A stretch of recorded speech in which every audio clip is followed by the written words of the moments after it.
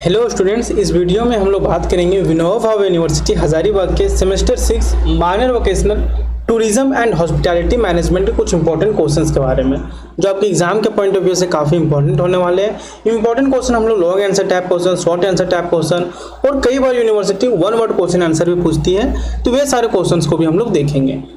और आपको ये भी बताएंगे कहाँ से आप इस पूरे पीडीएफ को डाउनलोड कर सकते हैं, जहाँ पर आपको syllabus, long answer type question, short answer type question और one word question answer with answer के साथ मिलेंगे। कहाँ से आप डाउनलोड कर सकते हैं इसके बारे में भी हम लोग बात करेंगे।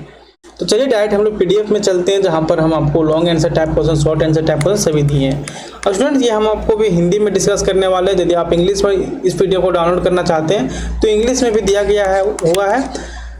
पीडीएफ आपको हमारे धनबाद मैथ्स एकेडमी के एप्लीकेशन में मिल जाएगा, लिंक आपको डिस्क्रिप्शन बॉक्स में दिया गया है। तो स्टूडेंट, ये रहा आप लोग का सिलेबस। हालांकि हमने प्रीवियस के वीडियो तक कवर कर दिया था, सिलेबस को डिस्कस किया था। अभी हम लोग सिलेबस को डिस्कस नहीं करेंगे क्योंकि वीडियो काफ़ी लंबी हो जाएगी। आप चाहें तो इस सिलेबस का स्क्रीनशॉट ले सकते हैं या फिर सिलेबस का जो पीडीएफ है हम आपको टेलीग्राम चैनल पर साझा कर देंगे।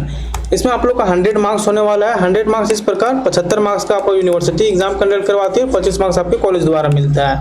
तो ये कुल मिलाकर आपका 100 मार्क्स का हो जाता है, जिसमें से पास होने के लिए कम से कम आपको 40 अंक लाने होते हैं। और यदि आप इस पीडीएफ को अच्छे से पढ़ लेते हैं, अच्छे से समझ लेते हैं, तो आप सिर्फ इसमें पास ही नहीं बल्कि एकदम फुल स्कोर कर सकते हैं, क्योंकि ये सारे जितने भी सब्जेक्ट है, सारे स्कोरिंग सब्जेक्ट हैं। तो आइए एक एक करके सभी क्वेश्चंस को हम लोग देखते हैं कि क्या क्या क्वेश्चंस हैं इंपॉर्टेंट क्वेश्चंस में। इसके बाद हम लोग वन वर्ड क्वेश्चन आंसर को भी देखेंगे। ये रहा उसमें आप लोग का इंपॉर्टेंट क्वेश्चंस का कलेक्शन, जिसमें पहला है आप लोग का आतिथ्य की परिभाषा और अर्थ लिखिए कि आतिथ्य क्या होता है। इसके बारे में आपको परिभाषा लिखना है और इसका अर्थ आपको बताना है। आतिथ्य प्रबंधन यानी कि हॉस्पिटैलिटी मैनेजमेंट के प्रमुख घटक कौन कौन से हैं, इसके बारे में आपको बताना है। भारत और विश्व में आतिथ्य प्रबंधन की विशेषताएं क्या हैं, इसके बारे में आप लिखिए। क्वेश्चन नंबर 4 है स्टूडेंट, अतिथि देवो भव का अर्थ और महत्व बताइए। क्वेश्चन नंबर 5 है, इनक्रेडिबल इंडिया का उद्देश्य क्या है, कई बार एग्जाम में पूछा गया है।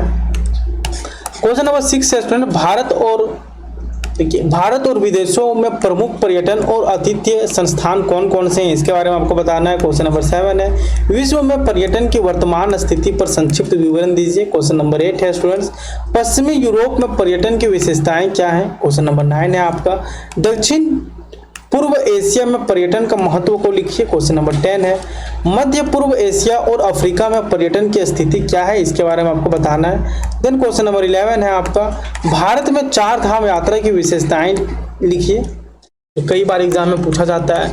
क्वेश्चन नंबर 12 है, हिमालय क्षेत्र के ग्रीष्म और शीतकालीन हिल रिसोर्ट्स कौन कौन से हैं, इसके बारे में आपको बताना है। क्वेश्चन नंबर 13 है स्टूडेंट्स, गोवा में तटीय पर्यटन के मुख्य आकर्षण क्या है, ये है।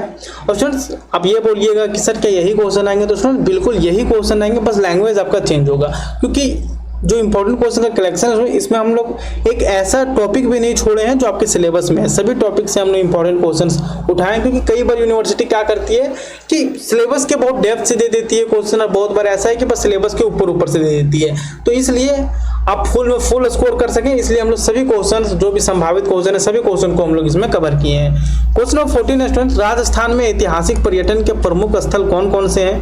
क्वेश्चन नंबर 15 है, पूर्वी भारत में इको टूरिज्म के उदाहरण लिखिए। क्वेश्चन नंबर 16 है, दक्षिण भारत में चिकित्सा पर्यटन के प्रमुख केंद्र कौन कौन से हैं, इसके बारे में आपको बताना है। क्वेश्चन नंबर 17 है स्टूडेंट्स, मध्य और पश्चिमी भारत में वन्य जीव पार्क और अभयारण्य कौन कौन से हैं। क्वेश्चन नंबर 18 है, देखिए क्वेश्चन नंबर 18 क्या बोलता है कि भारत के विभिन्न शहरों में हेरिटेज टूरिज्म के उदाहरण दीजिए। क्वेश्चन नंबर 19 है आपका, भारत की परिवहन नीति यानी कि ट्रांसपोर्ट पॉलिसी का पर्यटन पर प्रभाव को समझाइए। क्वेश्चन नंबर 20 है, झारखंड में पर्यटन के प्रमुख स्थल कौन कौन से हैं, कई बार झारखंड से रिलेटेड क्वेश्चंस पूछे जाते हैं।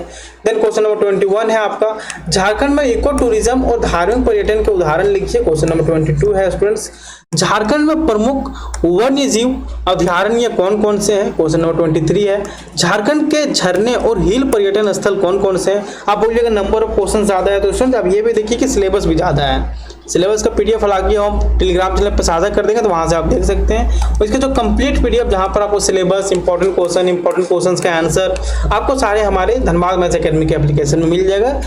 कोर्स का लिंक आपको डिस्क्रिप्शन बॉक्स में दिया गया है। क्वेश्चन नंबर 24 है, झारखंड में प्रमुख धार्मिक स्थल कौन कौन से हैं। क्वेश्चन नंबर 25 है, झारखंड राज्य की परिवहन नीति का पर्यटन पर प्रभाव क्या है, इसके बारे में आपको बताना है। देन नेक्स्ट क्वेश्चन है आपका क्वेश्चन नंबर 26, वर्तमान जलवायु परिवर्तन का पर्यटन पर क्या प्रभाव पड़ता है? क्वेश्चन नंबर 27 है, कोविड-19 महामारी का पर्यटन पर क्या प्रभाव पड़ा?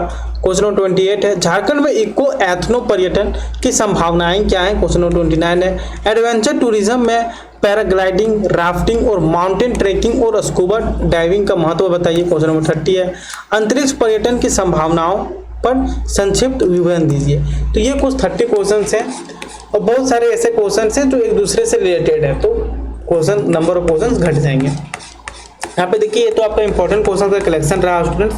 यहाँ पर देखिए सारे इंपॉर्टेंट क्वेश्चंस का आपको आंसर दिया गया है, वो भी बहुत ही आसान भाषा में। जैसे क्वेश्चन नंबर 21 देखिए कि अतिथि की परिभाषा क्या है? तो अतिथि क्या है? कि अतिथि का मतलब है किसी अतिथि या मेहमान का स्वागत करना। यही है ना कि हमारे घर में कोई अतिथि आते हैं तो क्या करते हैं, हम उनका मेहमानबाजी करते हैं। तो वही है कि अतिथि का मतलब है किसी अतिथि का मेहमान, किसी अतिथि या मेहमान का स्वागत करना, उसका आदर सत्कार करना, उसे आराम देना, भोजन देना, रहने की सुविधाएं देना और उसके साथ अच्छा व्यवहार करना ही आतिथ्य कहलाता है। जब कोई व्यक्ति अपने घर, होटल, रिसोर्ट या किसी अन्य जगह पर आए तो उसे प्यार, सेवा और सुविधा देकर सहज और खुश रखना ही आतिथ्य कहलाता है। सरल शब्दों में कहें तो अतिथि का सम्मान करना और उसकी आवश्यकताओं का ध्यान रखना ही आतिथ्य कहलाता है। तो बहुत ही आसान भाषा में दिया है, तो हमको लगता है कि आपको याद भी हो गया होगा कि आतिथ्य क्या है। आतिथ्य कुछ नहीं, आतिथ्य क्या है कि आतिथ्य है मेहमान का या अतिथि का स्वागत करना, उसका आदर सम्मान करना, उसे आराम देना,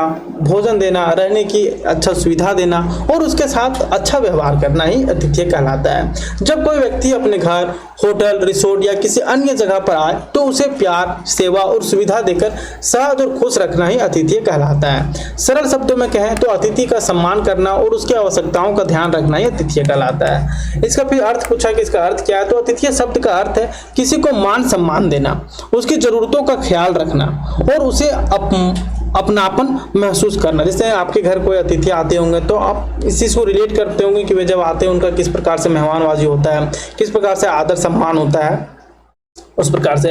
यह सिर्फ खाना खिलाने या रहने की जगह देने तक सीमित नहीं है, इसमें साफ सफाई, अच्छे व्यवहार, अतिथि के साथ अच्छा व्यवहार करना, उनका मदद करना, समय पर सेवा देना और मेहमान को यह महसूस कराना कि वह सुरक्षित और आरामदायक जगह पर है, ये सब शामिल होता है। तो अतिथि का कुछ उद्देश्य होते हैं, तो यहाँ से आप इन सारी चीज़ों को देख सकते हैं। और भी सभी सब्जेक्ट और भी सभी क्वेश्चंस का स्टूडेंट आंसर इसी प्रकार बहुत ही आसान भाषा में दिया गया है। अभी क्योंकि टाइम नहीं है और आप लोग सेमेस्टर 6 में चले गए हैं, तो आप लोग यदि पीडीएफ को अच्छे से पढ़िएगा तो आपको वीडियो से ज़्यादा समझ में आएगा।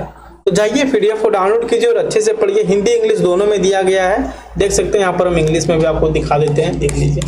ये आपका इंग्लिश का गेस्ट पेपर रहा टूरिज्म एंड हॉस्पिटैलिटी मैनेजमेंट का। देखिए सबसे पहले आपको सिलेबस यहाँ पे देखने के लिए मिल जाएगा।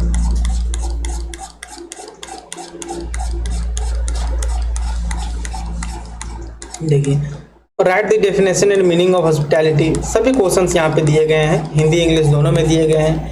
तो जाइए पीडीएफ को डाउनलोड कीजिए और अपनी तैयारी को और भी सटीक और एग्जाम ओरिएंटेड बनाइए।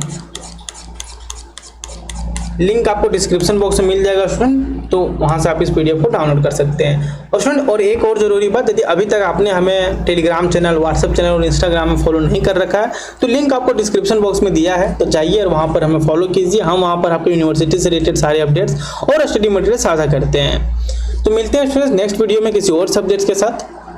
यदि वीडियो आप लोग को अच्छा लगा हो तो वीडियो को लाइक करें, चैनल को सब्सक्राइब करें और अपने दोस्तों के साथ इसे शेयर करना ना भूलें। मिलते हैं नेक्स्ट